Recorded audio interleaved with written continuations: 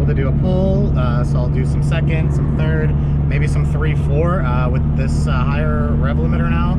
Third and fourth both go quite a bit higher than they were going on the stock setup. Third gear would end at 130. Now it goes to 151 kilometers. It's a pretty significant increase. Fourth, I would always end up around limiter, around 175 to 180K. Somewhere in there. I think 177, 178 is probably the more accurate number. I've just confirmed fourth now goes above 200, 203, 204 kilometers an hour. So yeah, it's quite a bit of wheel speed, and the car is making power up there too. Not a ton. It does seem to plateau. Again, limits of a slightly older turbo, and it's not efficient up top. Not you know, not that high up in the 7,500 RPM plus. You really need a lot of air to you know, to keep things happy up there. So anyways, we are just about to turn off onto some of the side streets that I am fond of, and yeah, I mean, we will do a couple of pulls and show you guys that. Second is rowdy. It kind of hooks because I'm on RE71s, which are real grippy, so it literally almost hooks, and so you get some wheel hop there, and yes, I have all mounts fully mounted, so it's not an issue of my motor mounts. It's just power trying to overcome some very grippy wheels. But anyways, we're just gonna roll into it in third here for you guys.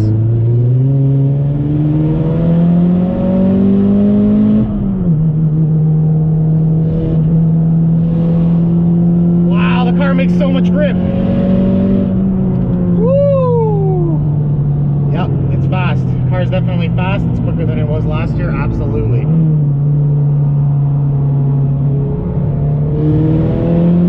The car makes so much grip. So much grip. Wow. Like, just wide open third gear, 5 grand around that bend. Car wanted to keep following the bend. Yeah, suspension's real dialed on this thing. It's track setup, as anyone who's been following me knows. So corner grip is basically the name of the game, and yeah, for a front wheel drive car that's, you know, heavy and torque happy, not issue. All right, we're gonna start with some second gear action. We'll hit it at 2,500 and just let you guys watch the tach here. Enjoy.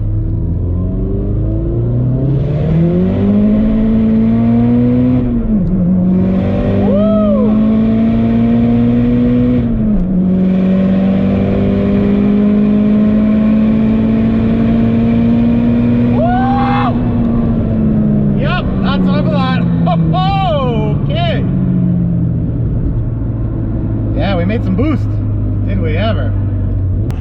One thing I will say is this new tune makes about 50 wheel foot-pounds of less torque versus my old tune with the stock block, and that's just straight up due to the fact that we've increased airflow so significantly. The stock manifold, intake manifold's got the VTSC, the flappers in there, and basically the point of those is to provide torque down low and flow up top. So in the top end they open up, you know, kind of opening up the manifold for maximum flow, and then below 3-4 grand whatever, they close partially, and that increases the speed of the airflow, which will give you more torque. Not so great for power, but yeah, it's noticeable actually. Now the stock motors with the KO4s, torque isn't really an issue because that's really all that turbo's good for, torque. This guy moves out of my way.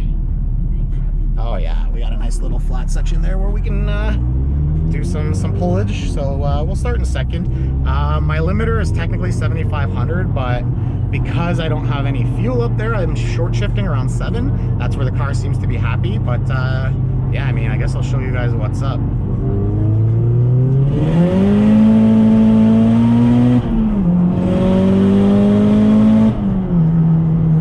Yeah, so short shifted fourth there because winding fourth out on the street is so sketchy. I do it for my logs, you know, at the track only. I don't log fourth on the street. That's big time no-no, but yeah, it's a lot of wheel speed. So anyways, I'm gonna describe the power band because that's the biggest difference. Being that I'm on stock fuel, I'm not gonna make a ton more power than I did last year. It's not gonna happen. We can carry the torque further with these manifolds because they flow better, so that, you know, 350 foot-pounds of torque that these cars make without even trying, if I can carry that to 6 grand, it's quite a bit. When you do the math, it works out to, you know, a pretty good amount of horsepower.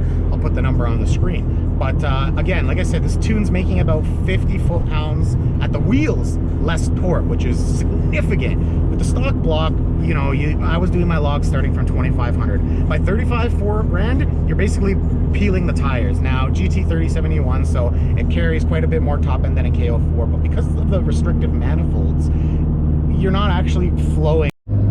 Here's another third for you guys. We'll start a little higher up. We'll start maybe around 4 grand. You see how instantly this thing makes boost when it's up there. Ready?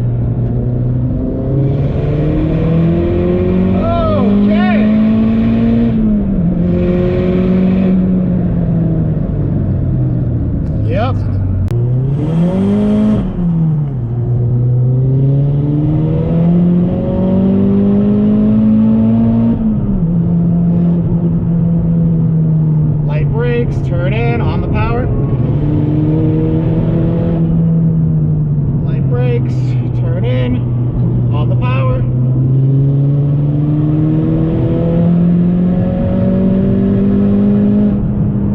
All the brakes.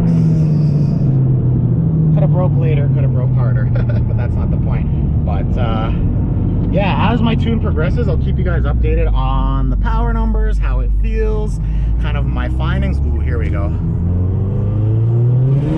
Oh, wheel spin, wheel spin, wheel spin! Woo, third gear. Okay, yep, we're pulling. And here's fourth for you sick animals. Woo! Yep, alrighty then. So the car is not slow. It's not slow. Yep.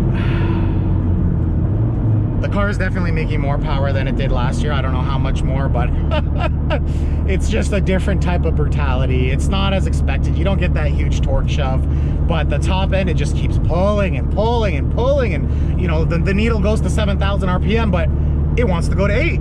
And it's just pulling and pulling. It's unbelievable. I almost wish I didn't buy the $100 valve springs, but you know, maybe I bought the $700 valve springs, we'd be revving to 8,500.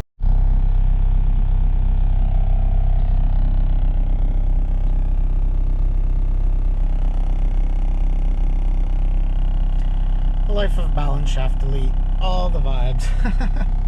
Oh man. All right, well, here we are. We're gonna just finish up part 2 of my kind of first drive overview. This would be the driving video that you guys have just watched, so a couple of pulls in there and me just exclaiming about the power bands. I just want to summarize here. I just want to kind of quickly sum up what I've been noticing with the car, what I've experienced, what I like, what I don't like.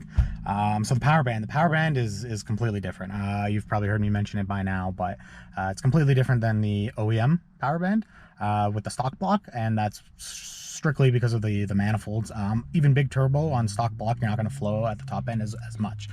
So you know, revving out all the way to the moon's not really worth it. Even with my turbo being a mid-frame turbo, there's limitations. I mean, 7,500 is probably all that turbo is good at too. But anyways, the biggest difference is the removal of torque from the low end, and it's all added to the mid and top end. There's no torque shove anymore. I used to get the torque shove around 4 grand with the stock block setup, and you just get this massive hit. It would light the tires, or if you have decent tires, you'd actually hook, and you'd get that feeling of acceleration, that sense of speed. The car would start pulling once you pass about 5,500. Even with the GT30, it would start to kind of level off and chill out, and then it would kind of die off. Well, now below 4 grand, there's not a whole lot happening. Above 4 grand, things starts to wake up, and it's night and day. It's absolutely night and day difference compared to what it was before. So I'm still kind of getting used to it. Some of the biggest things that are going to need to be changed on my end from driver mod is going to be on the track. When trying to exit a corner, you're constantly, basically by the time you finish braking, you're basically back onto the accelerator in some way, shape, or form. Even just a mild little, just to keep the throttle body open so that the car's building speed, not losing speed. And so basically for corner exit now, I'm going to have to apply power sooner. Reason being, because the turbo is going to take a little longer to spool. It's all in the top end now. The power is kind of pushed from the low end and the mid range to the top. So I want to be in that top end as much as possible. So I can already think of a few corners where I'm typically exiting around 3,500, 4 grand in third, whereas before, if I went flat, wheel spin city. There's no way you're hooking, you know, on a 60 kilometer 70, sorry, it's a lot higher than that. It's more of a 90 kilometer corner. There's no way you're hooking when you're sending 350 wheel torque to the ground in your front wheel drive. It's not gonna happen unless you know, you've got a seriously wide tire setup. But now with the new power band, this is gonna allow me to get on throttle sooner. So hopefully by the time the car's in peak power, which is around 55 now, peak torque even comes in, I think, around 5,000, which is a good bit higher, or 4,800, something like that. I can go flat earlier, and then I can use that to help get me out of the corner. And by the time the wheel's straightened out, I'll be in peak power, full boost, all of the RPMs. The other benefit to having more RPM is there's certain corners where I used to have to lift just to avoid crashing into limiter, and it wasn't worth the upshift, only because the downshift would then slow you down to make that corner. So it was quicker to lift, coast, and then make it through. Not going to be an issue anymore. Now that extra 1,000, 1,100 RPM, it's going to fix pretty much all of those problems. Third gear and fourth gear, I had those issues in both gears at some of the local tracks. So that's going to be a big change for me, and a welcomed change, a welcomed improvement. I guess the next thing I want to talk about wasn't really an issue before. It's a huge issue now. This tach. The OEM Gen 2 tachometer. So this thing, I don't know if you guys are gonna be able to see it. It's awfully bright out. Let me see if I can get the camera a little bit better in there and get some light on it. So this OEM tach in the Gen 2, most of you guys are familiar with this. It goes all the way up to, it is really tough to see, I'm sorry guys, but it goes up to 8,000.